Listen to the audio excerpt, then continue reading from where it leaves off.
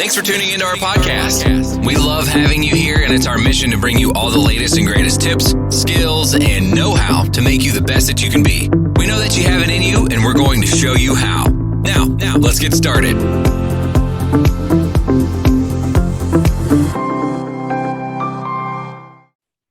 Hello, everyone. Welcome to a new episode of Rethink Everything, where we will rock your world and rack your mind. We're your hosts, Jillian Willie and Dr. Matt Singer. And today we're going to be talking about living your truth.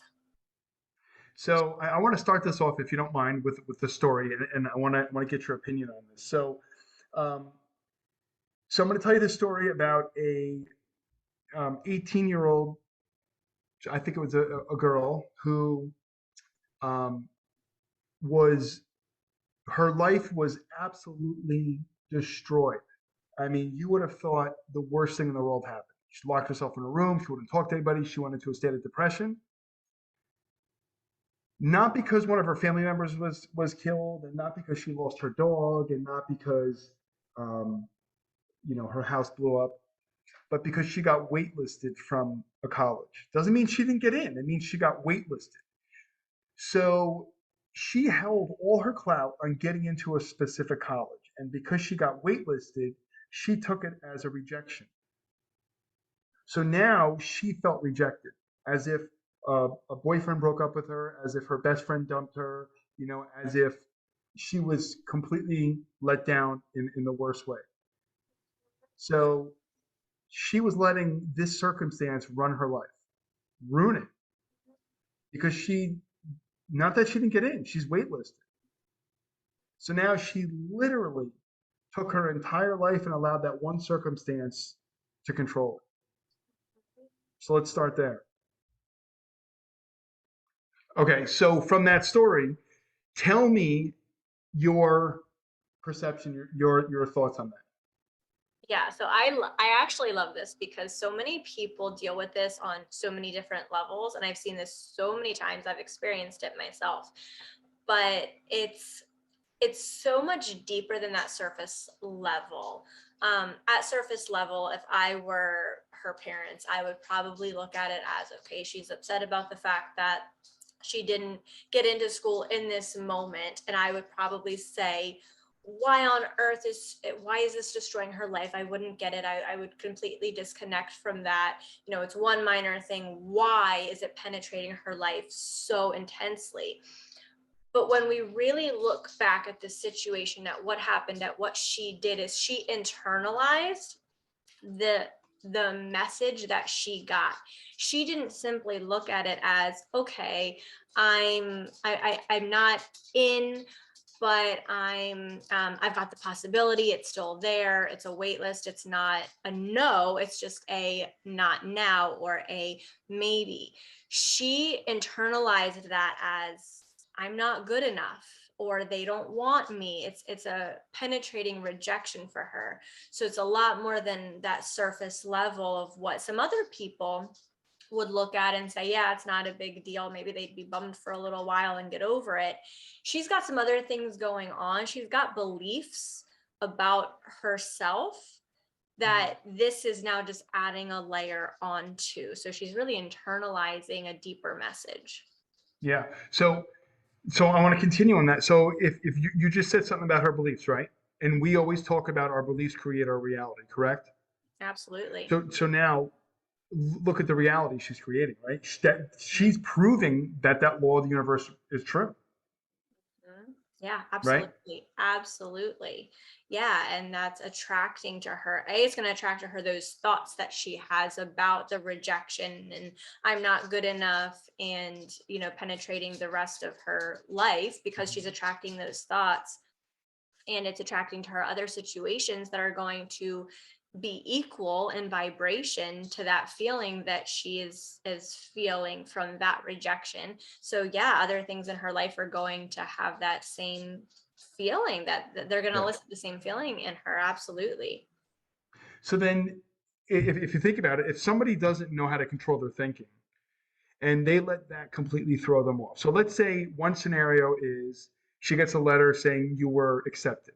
So now all of a sudden her bad mood goes away, her depression goes away, her sadness goes away. She comes out of her room like it never happened. Oh, it's almost like a form of like being bipolar, right? It's like this drove me into a complete low, this drove me back into a complete high, right? Now the other scenario is she gets rejected from the school and doesn't get in. Um, Someone like that 10 years from now, if they don't ever learn to understand why and they don't ever learn to control their thinking, what's their destiny? They're gonna get more of the same or just intensified, because if you continue your life having these thoughts, let's say the thought or belief system that she has is I always get rejected, nobody wants me or accepts me. If that's her belief, at the subconscious level, then all her experiences, her relationships, they're going to reflect that truth. Yeah. So even if, so it doesn't have to be her truth. She created that truth for her, but then her whole life, it's going to continue to be this pattern that shows up for her. Right. So then she's going to have this underlying fear of things that could make her feel like a failure. Mhm. Yeah. So, right. So Yeah. then how many missed opportunities would she experience? How many job interviews would she not go on if she had that underlying feeling as though, you know what, I don't, I'm afraid I'd rather not go on it than get rejected. Unless someone has an absolute knowingness that they're going to get the job, that person's going to avoid most job interviews because the setup is, well, there's a chance I might not get it, and then I'm going to be just totally in the dump, so I'd rather not even go for it. So how many things do you think that they're gonna miss out? And is life gonna keep giving her that same opportunity to miss out? Yes, absolutely, because life is a mirror of your internal self, your thoughts, your Mhm. beliefs, your paradigms, all of it. So I think in that situation, it's twofold for her. A, she's going to be missing a bunch of opportunities because she's choosing not to take them. But then she's also, if she does choose to step outside of that comfort zone and go for it, she's going to possibly, very possibly self-sabotage, because that belief that she has is that she will always get rejected. So even if she were to go for it, she would probably be coming at it from a place of fear and, oh, it's not going to go well, I'm going to get rejected, and there's no way I'm going to get this job, what am I doing, I'm crazy. So when she goes to say an interview or whatever it is with that energy and that belief, well, then that's going to be what shows up for her, and then she will get rejected. Yeah. And then let's talk about the possibilities and scenarios of a relationship. So what kind of a guy would she most likely be attracted to? A guy who she thinks will always make her happy, or somebody who um, is more timid than her? Like what would someone like her gravitate towards? I think the pattern would continue. So I think it would be someone who maybe wouldn't accept her in some way, shape, or form. It might Mhm. not be an outward rejection per se, but it would be something that she would perceive on that deeper level as a rejection. So maybe they would get in arguments a lot because there's a lot of disagreements.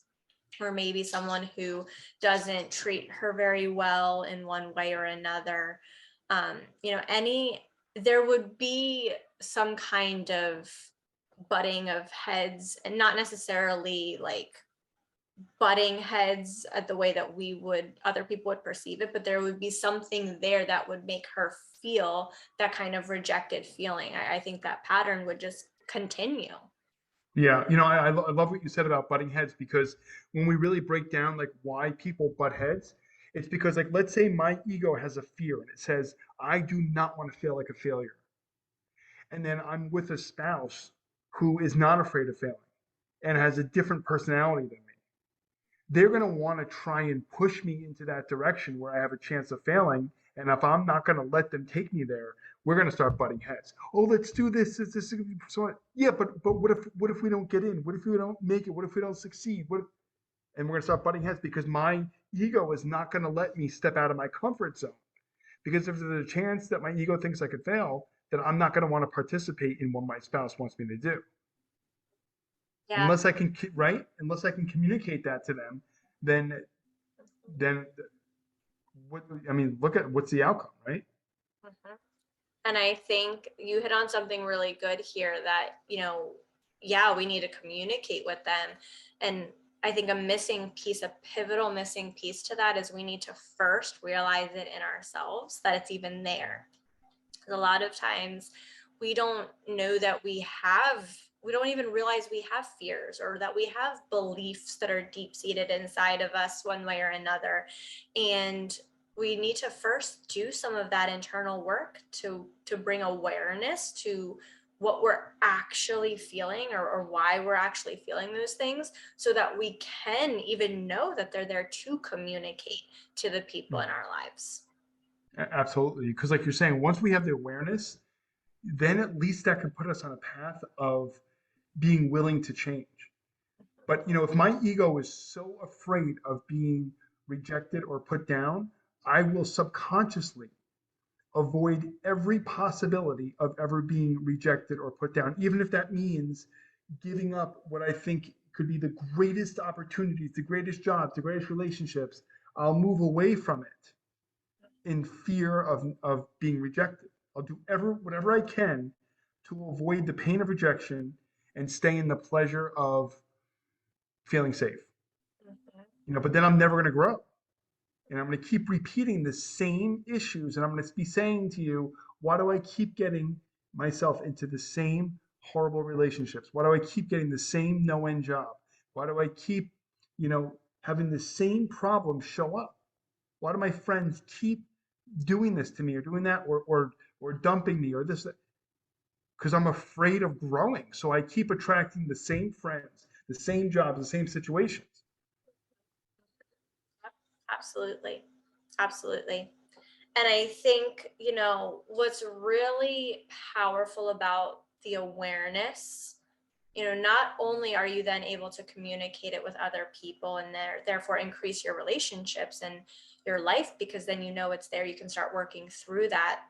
But what's really cool about it is all of our beliefs are really just stories. They are not real.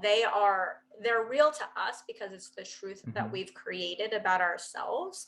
But because it is a story, we have the power to change that story.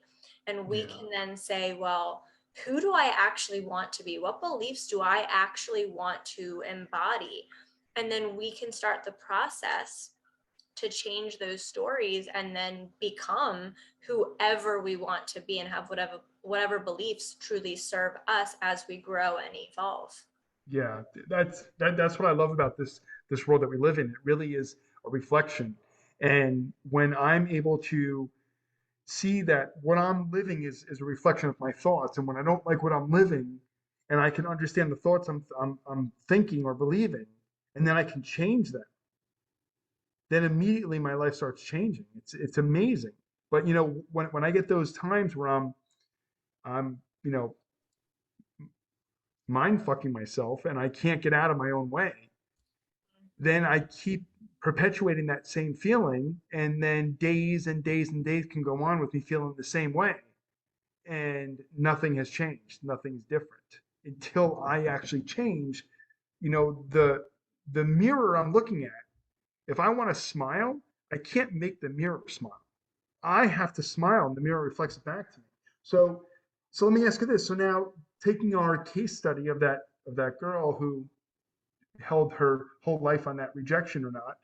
She then has children and raises them with the same values and beliefs that she has, fear of rejection. What do her children, what do their lives look like? Whatever her life looked like, it's Mhm. repeating that cycle. And we do this a lot. I mean, I know, as an adult and talking to my friends and seeing, people say apple tree, like Yeah. you take on your parents. When you grow up, you realize, oh my gosh, I'm my parent. In certain ways, of course, we're our own people, but there are a lot of behaviors that we have, a lot of thought patterns we have that are very similar to our parents. And that is exactly why we are a product of our environment. Yeah. And one of our biggest environments is our family, right? The people we live with for 18 years or more. So yeah, her children's lives, while they may look different in the experiences they have, the experiences will mimic whatever rejection she felt. Yeah. So I think in summing this up, I think that really, it's really interesting how one event can cause such a negative spiral if we're not aware of it. And like you're saying, I love how you said it. It's about the awareness. Once we have the awareness, we can stop that downward spiral. But I mean, geez, I mean, we've worked with people who have been on these spirals for years, and it's amazing. You can go from a place of confidence to a place of hopelessness pretty quickly. So, very interesting, right? Yeah, absolutely is. Yeah. And just to kind of put this into kind of a more scientific realm for anyone who wants that like concrete, it's kind of a progression. It starts as the event causes you to feel a certain way, and it starts as a mood, lasts for a couple of hours or days or whatever. And then if it doesn't resolve, if you don't move out of that, then it becomes your temperament, which lasts for a few months or so. And Yeah. then it becomes your personality. And then that's Yeah. how you internalize it and becomes that belief system. Um, Right. so yeah, we really truly can write our own story. I know people say that a lot, and it's 100% true. You can write your story. You can be whoever you want to be and have whatever you want to have. Yes, absolutely. Awesome. So this was awesome. We thank everyone, right, for watching. Yeah, absolutely. So grateful. And you can connect with us on our website, xo-universe.com, or you can connect with us in our Facebook group, Lead Your Legacy. We would love to chat with you. If you have any questions, reach out to us if we can help you in any way, and we'll see you next time. Have a great day.